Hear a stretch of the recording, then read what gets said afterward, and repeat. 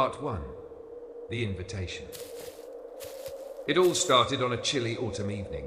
I had just finished a long week of work, the kind that drained you, mentally and physically. So, when my friends invited me on a spooky mansion tour, I couldn't resist. It sounded like the perfect distraction. The mansion had been abandoned for decades, tucked away in a small rural town on the outskirts of where I lived. We had heard rumors about it, ghost stories, old hauntings, but nothing serious. Just whispers. The group of us, 5 in total, arrived at the mansion late in the afternoon. The place stood like a shadow against the grey sky, its windows dark and foreboding, surrounded by tall, overgrown trees. As we approached the gates, the sound of the wind rustling through the trees was the only thing that broke the silence. The air had an odd chill to it, even though it was relatively mild outside. None of us had ever been inside, and the thought of exploring the decaying rooms sent a thrill of excitement down my spine. As we stepped through the rusty gates and made our way toward the entrance, the mansion seemed even more imposing up close. The walls were cracked, the paint peeling in large sections, and the front porch sagged under the weight of years of neglect. But it was strangely beautiful, like a piece of history frozen in time. The door creaked loudly as I pushed it open, and an overwhelming musty smell hit my nose. The air inside felt stale, untouched for years. Our flashlights barely cut through the gloom, and the farther we ventured inside, the heavier the silence became. Every step we took seemed to echo, amplifying the eeriness of the place. It should have been exciting, but something felt off. The house wasn't just old, it was as if it was holding its breath, like it was waiting for something to happen. Part 2. The Cold Presence. We explored the first floor together, our footsteps disturbing the dust that had settled for so long. The furniture was left behind, old chairs, a broken table, curtains that hung like ghosts from the windows. It was exactly what you would expect from an abandoned house. But the more we moved through the rooms, the more it felt like something was lurking just beyond our vision. There were small things, whispers we couldn't quite catch, the faint sound of footsteps echoing behind us, though we were alone. The first time I heard it, I thought I had imagined it. A faint shuffle of feet on the floor above us. I looked up, but the floor above was dark, empty. I chalked it up to the old wood creaking, but when it happened again, louder this time, I couldn't ignore it. I turned to my friend Sarah, who was walking beside me. "Did you hear that?" I whispered. She looked up, furrowing her brow. I thought it was just the house settling, but I didn't feel settled. I felt watched. The closer we got to the back of the house, the colder the air became. My breath started to form little clouds in front of me, even though there were no open windows or doors.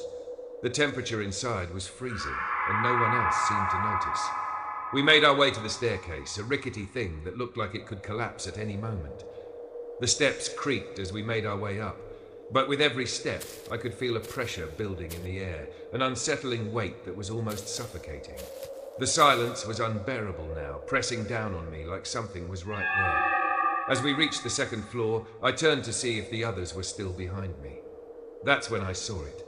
Just at the edge of the hallway, a figure, pale, thin, barely visible, standing in the shadows. It was a blur, too fast for me to focus on. But it was there. It wasn't a shadow. It wasn't a trick of the light. It was a person, standing still, watching us. I didn't say anything at first. I wasn't sure if I had really seen it, but when I looked again, it was gone. Just like that. I blinked, confused, but when I turned to the others, none of them seemed to have noticed. I didn't say anything about it. Maybe it was just my mind playing tricks on me, but I wasn't sure anymore. The house was starting to feel alive in a way that I couldn't explain.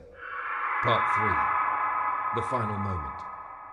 By the time we reached the third floor, I was starting to feel more than just uneasy. The air felt wrong, and I wasn't the only one who was starting to feel it. Sarah kept glancing over her shoulder, and even my friend Ben, who had always been the skeptic, was unusually quiet. It was a narrow hallway, with doors leading to rooms that had been long abandoned, forgotten by time. The strange, oppressive weight of the air hung even heavier here. The silence had become thick, almost suffocating, and every creak of the floorboards felt too loud. And then I saw it. A door at the far end of the hall was open, just a crack. I hadn't noticed it before, and it wasn't like the others. This one didn't look old. It was newer, with clean, undisturbed wood. It was strange to me because the rest of the house had been left to rot, so why would a door like that be standing open? I slowly approached it, the others following behind. As I reached the doorway, I pushed it open, and the temperature dropped immediately. A bitter, icy cold filled the room, and as my flashlight flickered on, I saw the room in front of me. It was perfectly untouched. The floor was covered with a thin layer of dust, and the furniture seemed almost new. But there was something off about it. In the far corner, a mirror. It was old-fashioned, tall and heavy, its glass so clear it seemed unnatural, reflecting every inch of the room with startling clarity. But as I stared into the mirror, something caught my eye. It wasn't just my reflection. There, standing in the doorway, was the same figure I had seen earlier, the one that had been in the shadows. This time, it was clearer, more solid, but still just a blur. I froze. The others stepped into the room behind me, but I couldn't tear my eyes away from the figure in the mirror. As they moved closer, I finally managed to speak. "There's someone in the mirror," I whispered, my voice shaky. They turned to look, but when they looked back at the mirror, the figure was gone. I turned to the others, confusion and fear washing over me. But they didn't see anything. They were looking at me like I was the crazy one. "I'm telling you, there was something there," I insisted. "I saw it." But when I looked back at the mirror, it was empty. And that's when I heard it. A soft whisper just over my shoulder. "Leave now." I turned around to find the room empty. The figure was gone, and the mirror no longer reflected anything. Just empty space. The door slammed shut behind us. We bolted from the room, and I didn't stop running until I was out of the house, gasping for air. I never looked back. I haven't gone back to that mansion since, and I don't ever plan to. But sometimes late at night when the wind howls outside, I swear I can hear that whisper again.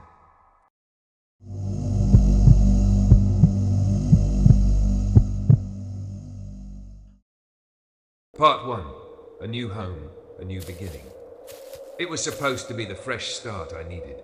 After a messy breakup, a job that was going nowhere, and a life full of stale routines, I decided to pick up and move to a small town. The house I found was old, too old, some might say, but the price was right, and it had charm. 2 stories, a faded white exterior, and a garden that needed attention, but I didn't mind. It felt like my chance to breathe again. I spent the first few days unpacking, setting up my life in this new space. The house was quiet. Too quiet. There were no neighbors too close, and the constant hum of the city's noise was absent. The silence felt almost comforting at first, like a new page in a book. I could hear the creaks of the house settling, but that was normal, right? On the 3rd day, I noticed something strange. It was the attic door. The house had an old attic, something I didn't plan on exploring immediately.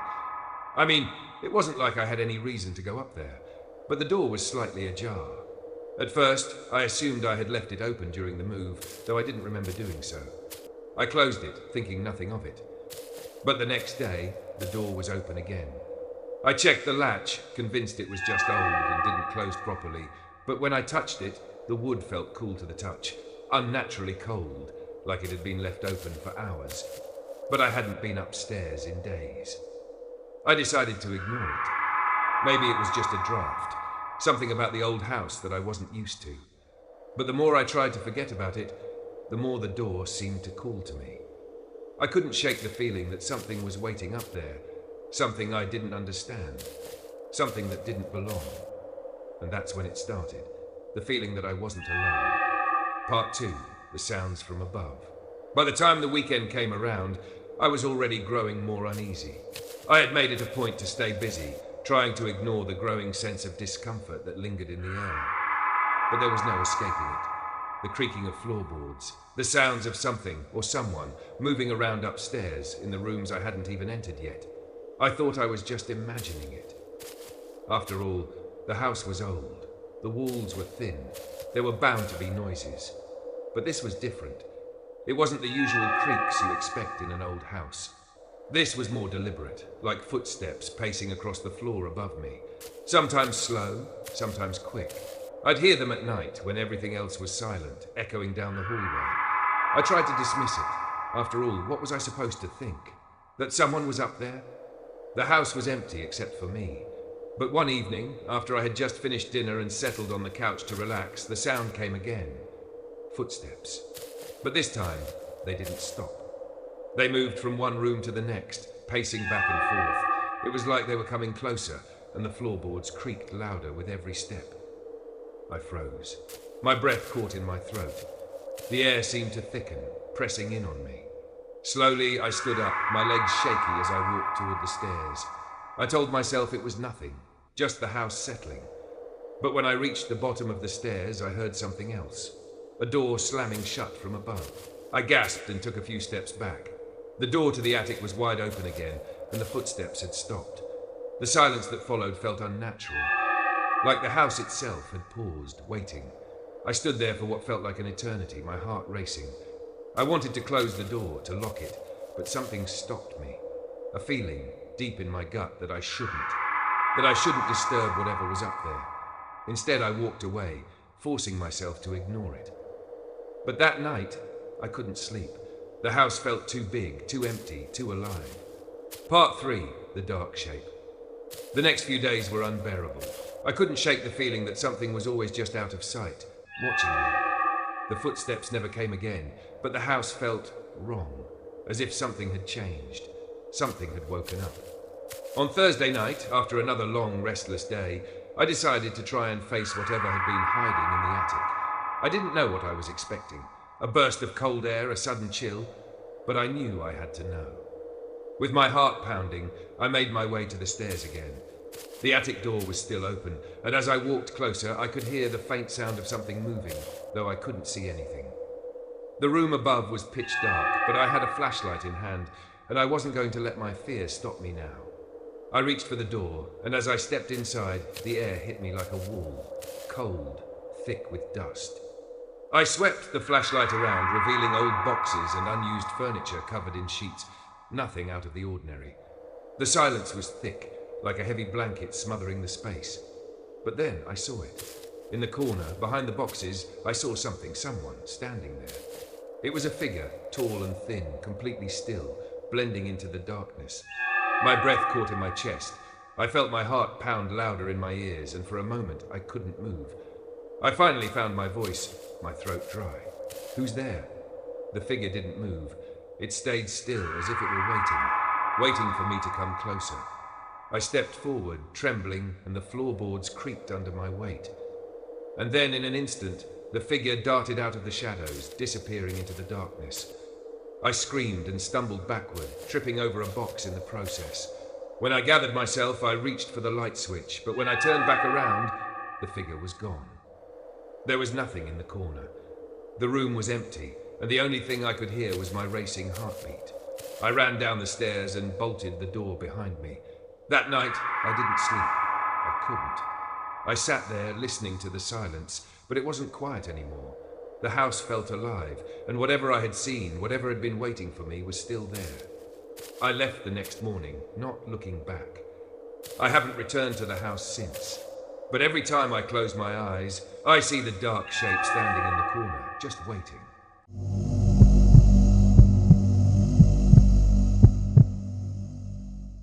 Part 1. The new apartment. I had just moved into a new apartment. Cheap, spacious, and perfect for a fresh start. After months of cramped living arrangements, the open space and quiet surroundings felt like an oasis.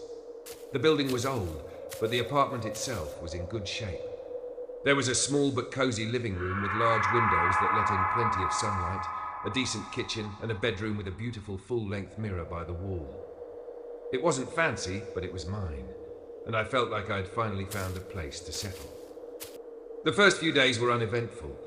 I spent my time unpacking, adjusting to the new space. The mirror, which had been a part of the apartment since the previous tenants, sat against the wall, reflecting the room.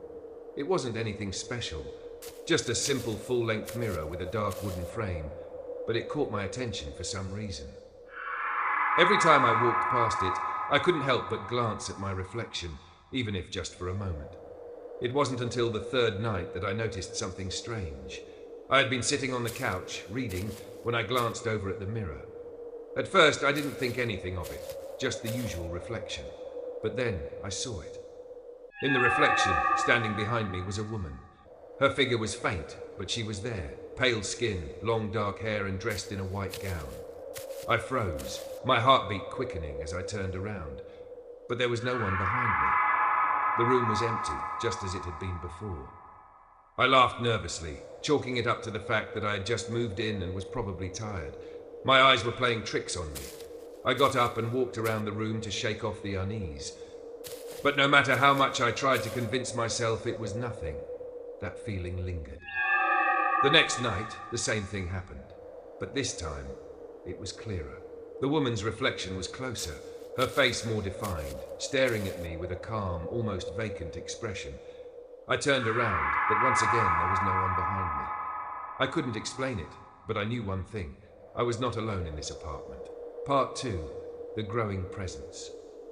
The days passed, and I kept trying to dismiss what I had seen as nothing more than the product of an overactive imagination. But the strange occurrences didn't stop. Every time I entered the living room, I felt that cold, lingering presence near the mirror. It was almost like the room was holding its breath, waiting for something to happen. But then it escalated. One evening I came home from work and immediately went to the kitchen to make dinner. As I moved around the apartment, I caught a glimpse of something in the corner of my eye. Something moving in the mirror. I froze. My heart stopped as I looked over at the reflection, and there she was again, the woman in the white gown, standing in the doorway of the living room. But this time her face was different. It was no longer a vacant stare. It was twisted, contorted in a way that made my stomach churn. I turned quickly, expecting to see someone standing in the doorway behind me, but the room was empty. The door to the living room was wide open, but no one was there. I went to the door, my hands shaking, and looked inside. Nothing. The room was still, but the feeling, that feeling of being watched, was overwhelming. It was suffocating. I couldn't stay in the apartment any longer. I had to leave. I grabbed my coat and walked out, determined to get some fresh air. But when I stepped into the hallway, I saw the old lady who lived next door. She was standing outside her apartment, staring at me with wide, unblinking eyes. "You see her too, don't you?" she asked in a low, raspy voice. I froze, my heart pounding in my chest. "What do you mean?" "The woman in the mirror," she said, her voice barely above a whisper. "She's been here for years." I felt my breath catch in my throat. "Who is she?" The old woman didn't answer. Instead, she just shook her head and slowly walked away, leaving me standing in the hallway, my mind racing. I didn't know what to make of it. I didn't want to know, but it was too late. I couldn't ignore it anymore. The woman in the mirror was real, and she was watching me. Part 3, the final confrontation. The following night, I decided to confront whatever it was that had been haunting me. I couldn't keep running from it. I couldn't ignore it anymore. The whispers, the glimpses, the cold presence, it had all led me to this point. I had to face it. I stood in front of the mirror, staring into my reflection. The apartment was eerily quiet. I could hear the hum of the refrigerator, the ticking of the clock on the wall. But that was all. I had already checked the room. It was empty. Yet I could feel the weight of the air pressing down on me. I knew she was there, waiting. I turned off the lights, plunging the room into darkness, except for the faint glow of the streetlights outside, filtering through the curtains. The mirror seemed to grow darker, almost as if the shadows within it were pulling me in. I took a deep breath, trying to steady my nerves. And then I saw it. The woman. She was standing in the reflection, just behind me, her face twisted into something monstrous. Her mouth opened, wide, too wide, stretching unnaturally as she whispered my name. "Come closer," she hissed, her voice garbled and distant.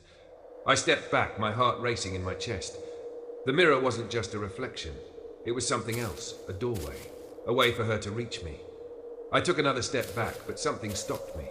The woman's hand, pale, long, and cold, reached out of the mirror, brushing against the glass, and the surface rippled like water. My breath caught in my throat as I realized it wasn't just her image anymore. She was trying to come through. Her hand was pressing against the surface of the mirror, slowly pushing its way out. I ran. I didn't stop to look back. I bolted out of the apartment, the door slamming behind me. I couldn't breathe. The weight of what I had seen, what I had felt, followed me into the streets, and I didn't stop running until I was standing in the middle of the road, gasping for air. The apartment was empty when I returned, the door wide open, the mirror reflecting nothing but the dim light of the hallway. I never went back inside. I never will. And though I moved far away, every time I close my eyes, I can still feel her presence. That cold touch, the voice calling my name. And I wonder, what happens when the mirror finally cracks? The hardest part about these experiences isn't what you see, it's what stays with you. The feeling that something is still there, watching you, even when you're safe, even when you think you've escaped. These places, these apparitions, they're not just in your head. They leave a mark on you. Something you can't explain, something you can't outrun. And when it comes to facing what you can't see, sometimes the only way to survive is to run. But even when you leave, even when you think you're free, you can never quite shake that feeling that you've left something behind. So next time you look in a mirror, take a moment. Do you see what's reflected? Or is there something else waiting just behind you? End of script. Sleep well.